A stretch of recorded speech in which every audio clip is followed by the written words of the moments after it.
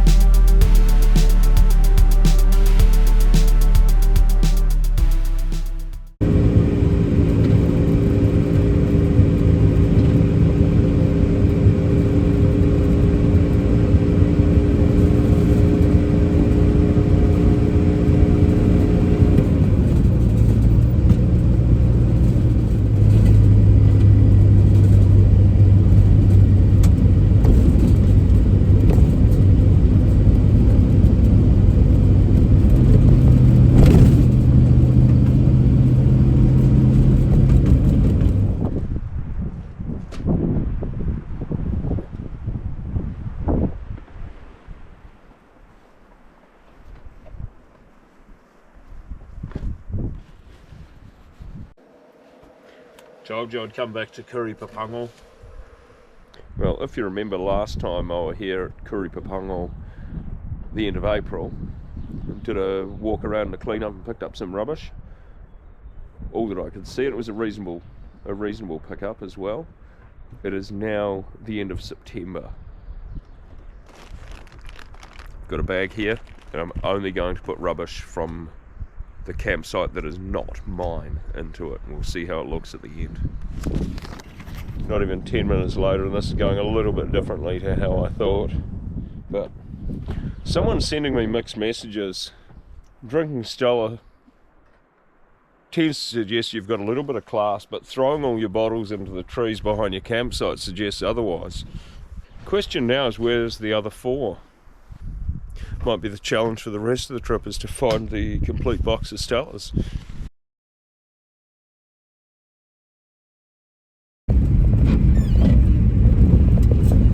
Broken down.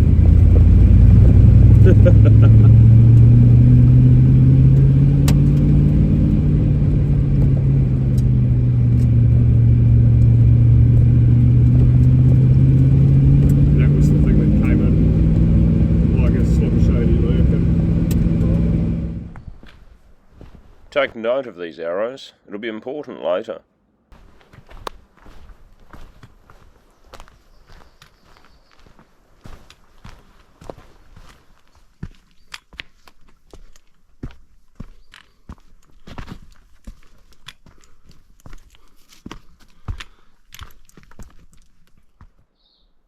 Down there is most definitely 2 lakes.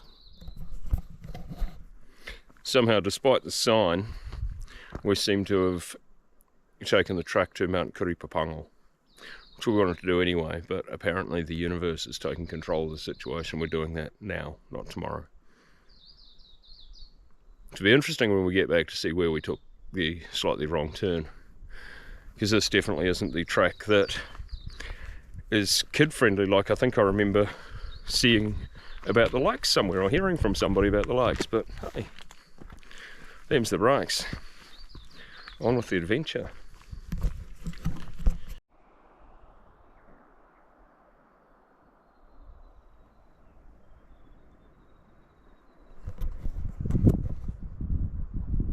We're not lost. Cape Kidnappers in the distance, we think.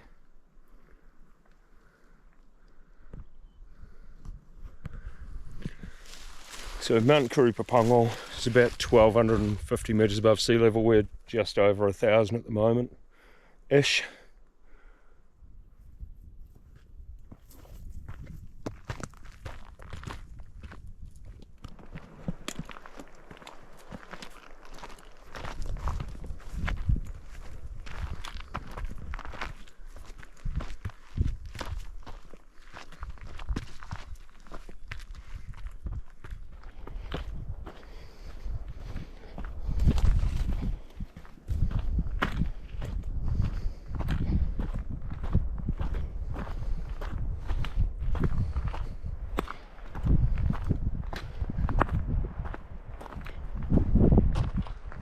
Previous videos, people have asked me why I kick over rock cairns. They're used for navigational purposes. And so the ones that I kick over are not used for that purpose. These ones are absolutely used for that. So the rock cairn, and you've got the dock triangles. Sometimes the dock triangles go missing because of tree fall and things like that, but in areas like this, rock cairns are quite important. But if you have random ones built, then it can cause people to get lost.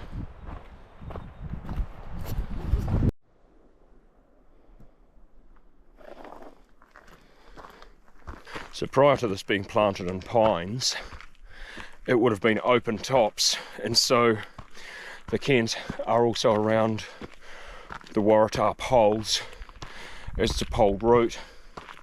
Quick side note, up until about 1900, this area was farmed extensively, but because of the winds and otherwise it didn't work. Following that, erosion due to wind was a huge problem. The land was losing about 1 centimetre of height a year. So in the 60s, if I remember correctly, Pinus contortia was planted to try and combat that, which now, with hindsight being the wonderful thing that it is, we realise that that is a incredibly invasive species and quite a large problem. When there's no trees that you're navigating between, it's just a wide open space. It makes it so much easier to get yourself lost. So another good reason why cairns are used in this sort of application, why it's important that they're actually accurate. So the track can be a bit ambiguous as to where it goes at times.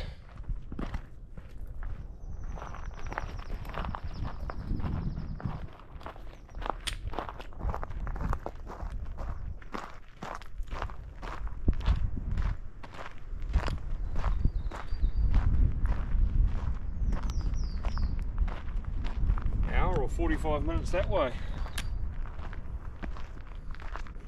I'm keen to check that out at some point now.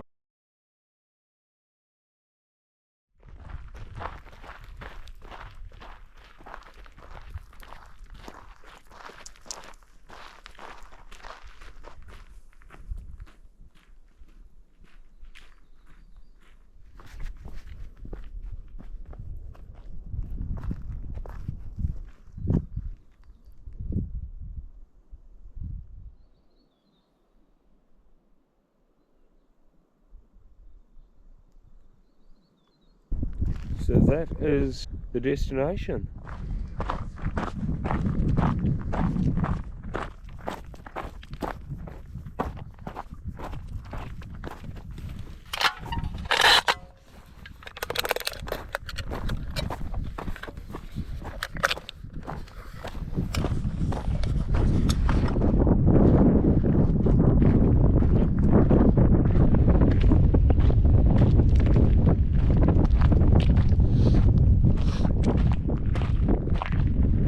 Definitely coming off Ruapehu, and this will be the first point in the walk where I'm not regretting wearing pants.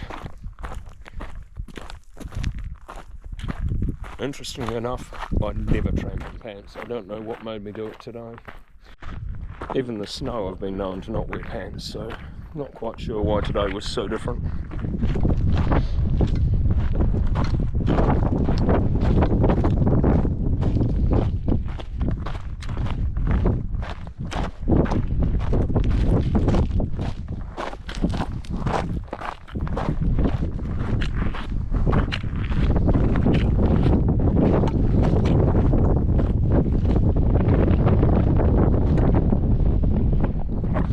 I'm absolutely in awe of those views, especially having come up the other side from the Lakes car park. I'd absolutely recommend coming up the Kuripapango side. So much better, but almost seems a little bit disappointing to be descending.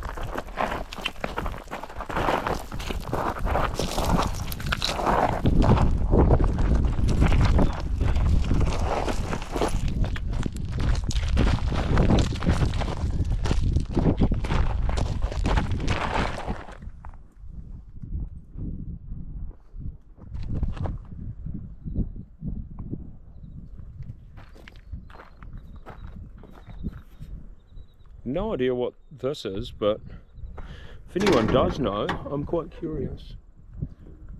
Looks like it may have been a beacon or something at some point. Or something electrical by the little terminals. Certainly an interesting piece of landscape.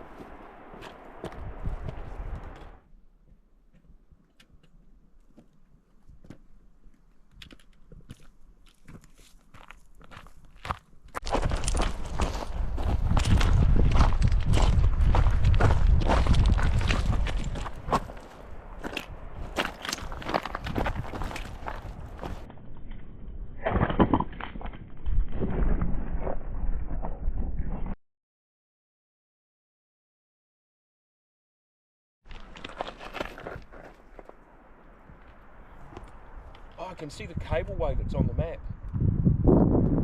Cableway out there. I've no idea what it's for.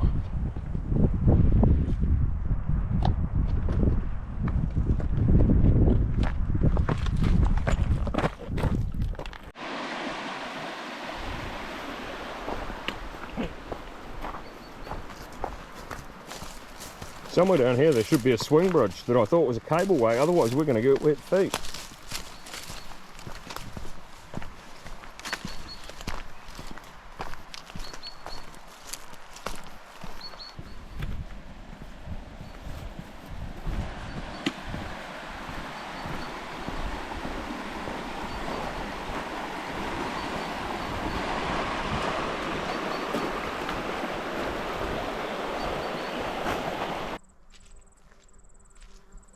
That's where boots are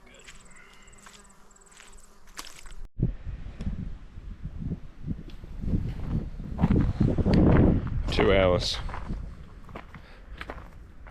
Oh, I think they're tripping. Definitely took us a solid 2 hours to come back down. So 3 to 4 hours return from here.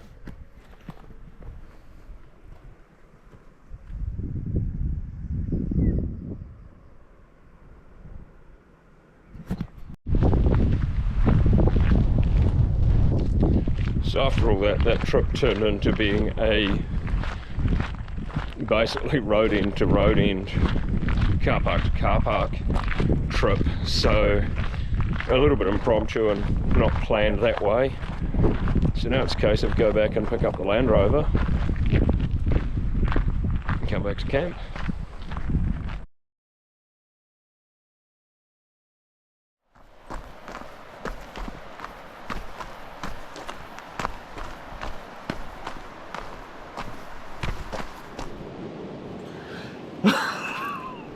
This is not gonna be good. It's not.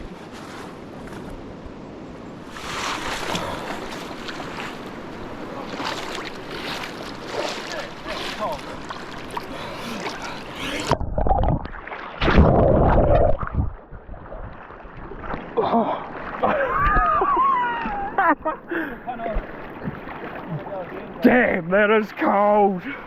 Like, oh, far out.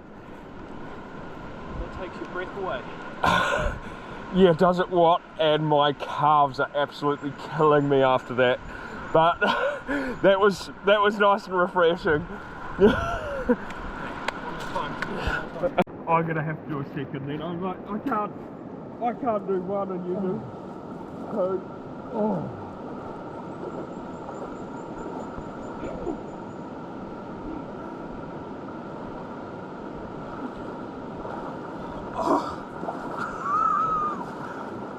Oh, damn! That is seriously icy. Morning. Wow. Very cold night. All the clouds seem to disappear overnight. Beautiful stars this morning. And woken to a chorus of bellbirds, which is just fantastic.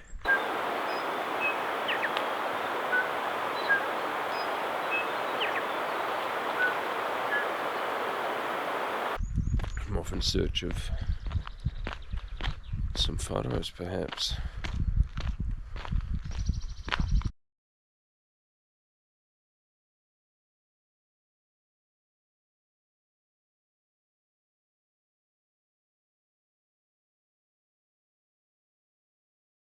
That's it. So it's pretty solid frost this morning, and so that means find some sun to sit in to have breakfast, which wouldn't normally sit right beside the road, but this morning I think it calls for it.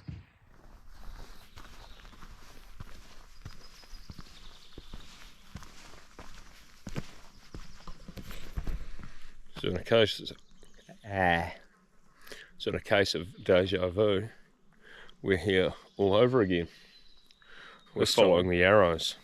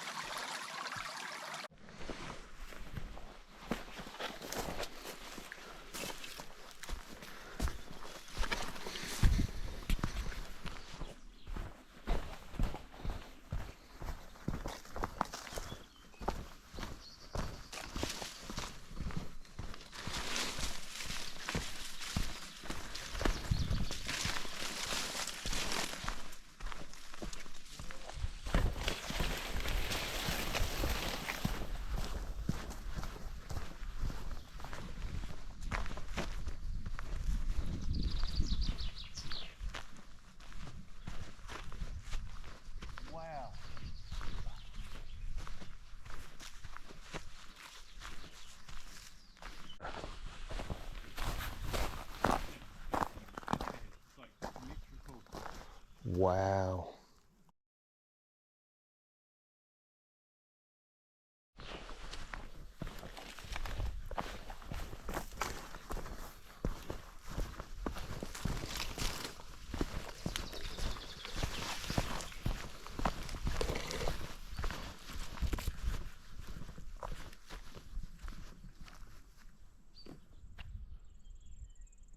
This back around at the first lake, or the main lake. This one is stream fed though, the other one's not. It's just spectacular and so quiet. Well, pretty much at the end of that trip, which has been awesome. And the result of cleaning up pretty much a 30-metre radius of where we're camping.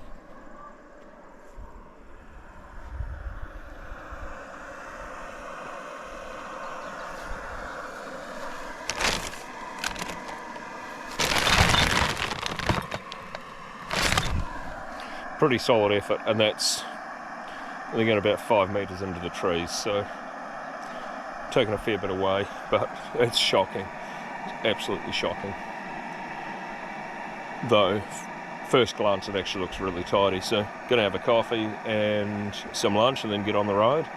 So I'd probably call that the end of this episode, so you know what to do. We'll see you on the next one. Thanks for watching. Bye.